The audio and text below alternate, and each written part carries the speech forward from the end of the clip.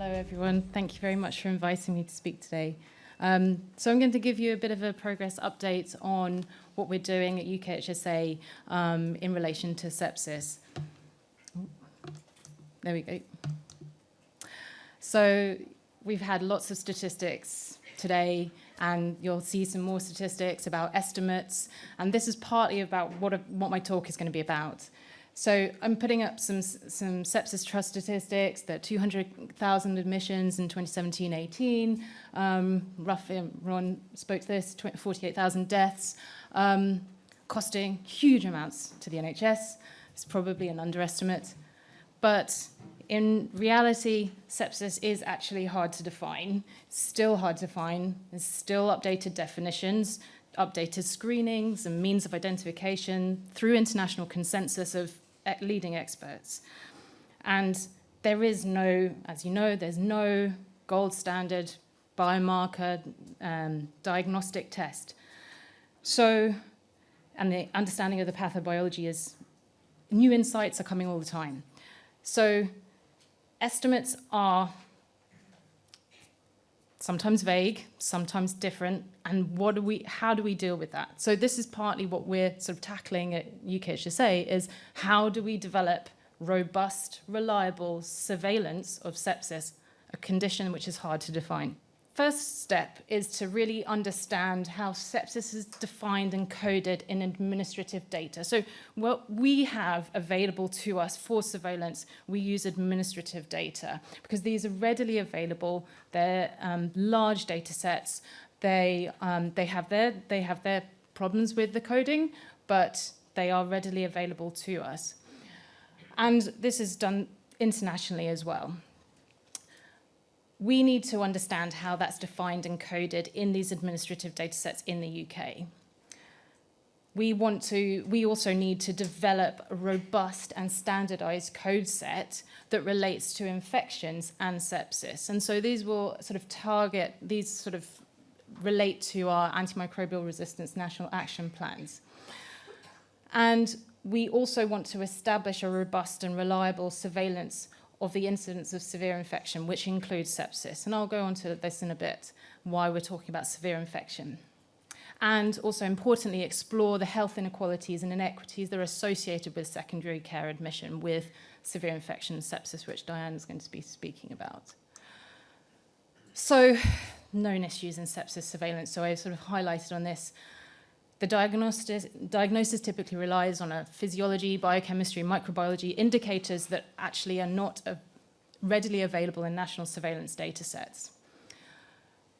Sepsis is coded on discharge using diagnosis codes, so ICD-10 or SNOMED CT, and those are entered into the administrative data sets that we use for surveillance. And this graph on the right highlights part of the problem we have in monitoring in sepsis over time. That's what I mean by surveillance. We have changes in coding guidance. I don't know if you can actually see this, but is this a pointer? Does this? Okay. So the big leap in the graph is it says NHS Digital Coding Guidance Implementation, and then there was a news NHS England Sepsis Implementation Guidance. So as new guidance is issued, coding of sepsis is changing over time in those discharges from hospital. And this creates noise. It's great that we're more aware of it, but then how do we differentiate between what's true sepsis, increases in sepsis, and what's actually a greater awareness? So that's the struggle that's what we're trying to tackle. All sepsis is a severe infection. All sepsis cases come from an infection initially. So what Matthew and Nada Kim had done in 2016 is saying, okay, a paper published in BMJ Open. Okay, well, underlying all sepsis cases is a severe infection.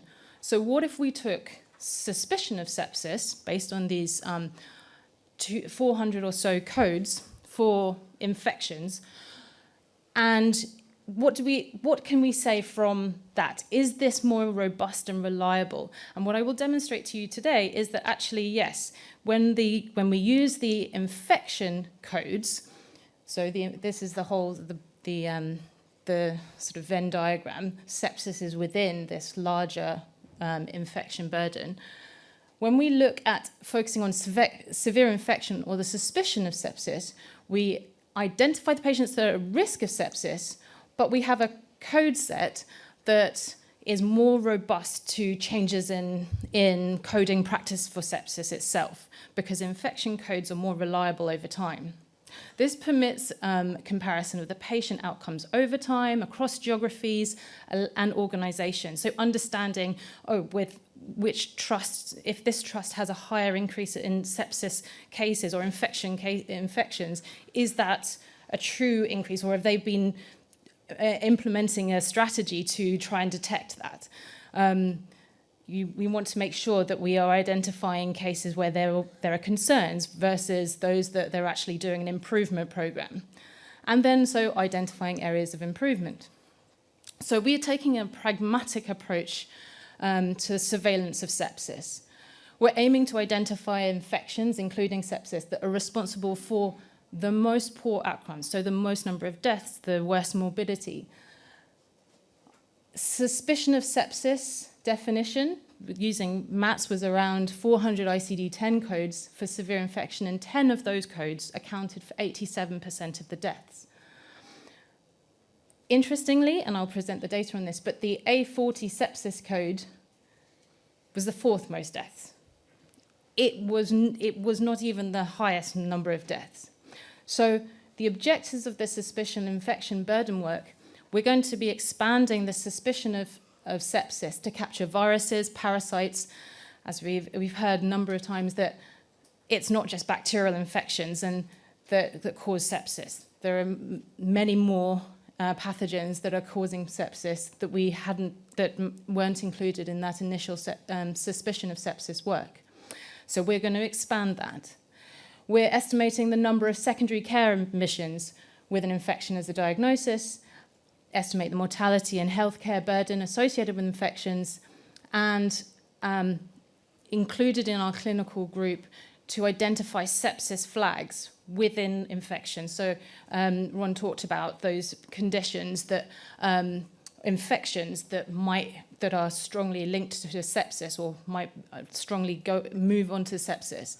And so that would be the clinical group's role, is to identify those infections which are a strong indicator of a sepsis, a likely outcome of sepsis. And we would estimate the patient outcomes using this validated sepsis code list. So we have a number of surveillance data sets available to us. Hospital episode statistics, which is an administrative data set, which is based for remuneration for care provided in hospitals. This is around up to 6 months out of date, but it's a cleaned up data set. That's the one that we've been looking at the moment, but we will be moving on to the secondary uses service, which is a daily feed, so it's live data, and it's accurate at the point of discharge. And the idea behind this is then we can produce more timely results in terms of numbers of infections and where those infections are occurring across the country, and in which patients. We're also exploring the use, whether the emergency care data set, so looking at cases of sepsis within ambulatory care, whether that might be something we want to include in surveillance. There are issues of coding inaccuracies, so roughly 50% of sepsis cases that are coded as sepsis in ECDS don't actually turn out to be sepsis. So we know that there are some inaccuracies there, but we can explore those, explore how the value of adding that. And then the Office of National Statistics cause of death database, so looking at the cause of death registered on death certificate and exploring that as a reliable source of mortality. So what have we been doing? Well, we've established an expert clinical coding group who have reviewed a comprehensive code list of infections. This has been refined by a peer review, by a review of peer-reviewed articles that combined ICD-10 code lists for infection or sepsis.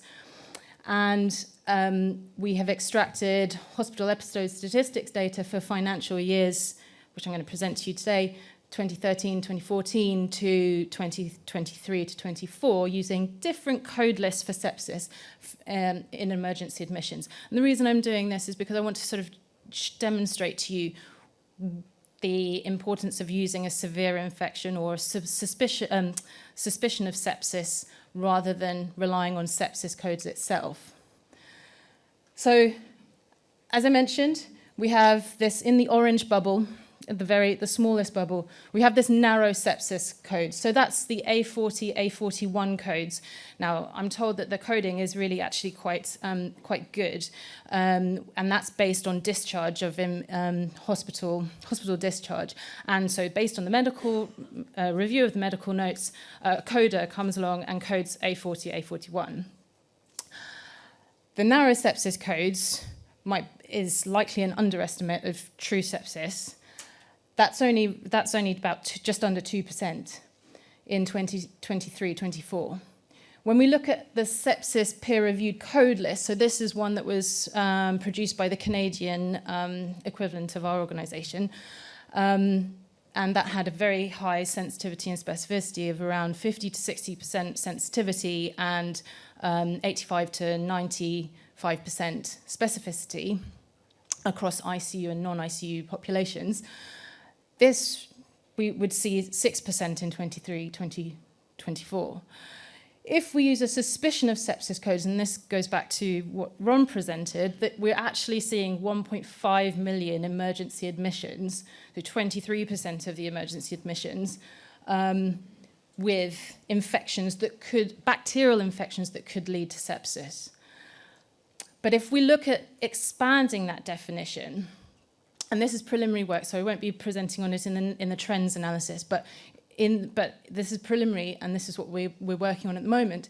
Expand that suspicion of sepsis infection definition to include viruses and parasites. We're looking at 1.8 million, or 27%.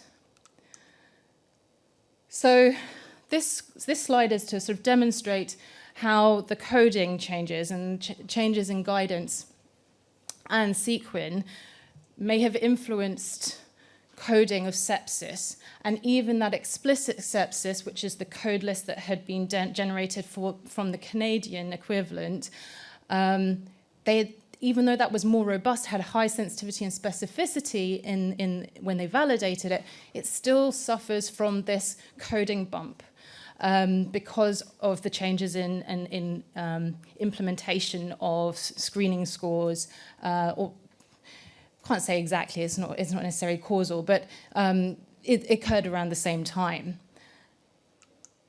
When we look at, this is the Matthews bacterial suspicion of sepsis score, much less of a bump. There's not really a bump, it's actually leveling off. The dip in 2020-2021 coincides with COVID, and we see much more of a drop of infections, as we might expect, given that suspicion of sepsis codes infections explicitly, versus the narrow sepsis definition. There's not so much of a drop in that, and that's something that we need to look into. This is how it tracks with all emergency admissions, and you've got on the right-hand side, it's a bit of a complicated graph, I do apologise, but on the right-hand side you've got the number of all emergency admissions, and that's coded and that's coloured in purple in the background. And then on the left, you've got the number of emergency admissions with sepsis. And so those refer to all the lines. And so, again, the numbers, you don't have that same bump in emergency admissions, all emergency admissions during that coding, during the sequin years, or overlapping with the News 2 implementation that you do see when you use codes explicitly for sepsis or narrow sepsis. So there's lots more work to be done. This is all preliminary, and we're working intensively to try and to develop this work. We have to work on the sensitivity in the coding position, so whether you use the primary underlying cause for admission, or so diagnosis code position 1, or looking at diagnosis code positions 1 to 3, or indeed all of the diagnosis code positions. And so we've been looking at admissions here, but the extension of that work is to look at all cases in hospital, so including those that develop an infection whilst in hospital. The trend analysis has to be stratified by demographics and factors associated with health inequality, so be working with Diane's group and the UKHSA inclusion health team to identify other key data for presenting suspicion of sepsis surveillance by other key population strata, so understanding maybe impact in care homes, prisons, and young children. We also need to tie this to outcomes of severe infection, so ICU attendance, intervention, so using operational procedure codes, morbidity, so severe sequelae, and mortality, so linking to that cause of death ONS data. We also be developing the SNOMED CT code set to allow us to look at the emergency care data set, and also to incorporate primary care data when this becomes available. So we're looking at using Open Safely, for instance, and explore other options of finding data from the community so we can identify sepsis at an earlier point than when we present it at secondary care. We want to explore the benefits of linking with ECDS ONS and also the UKHSA's second generation surveillance system, so SGSS, which is the microbiology from all laboratories in the country. And also refining those codes for sepsis identification.